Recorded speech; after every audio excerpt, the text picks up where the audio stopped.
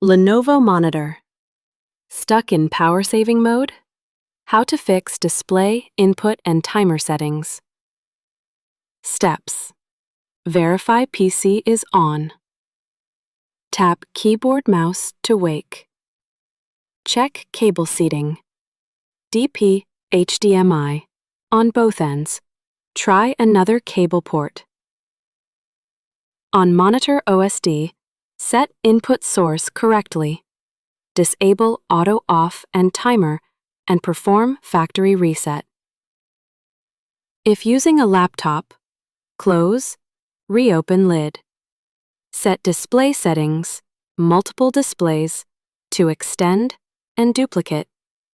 Update GPU drivers and firmware. Power cycle both monitor and PC. Test monitor with a different device to isolate cause.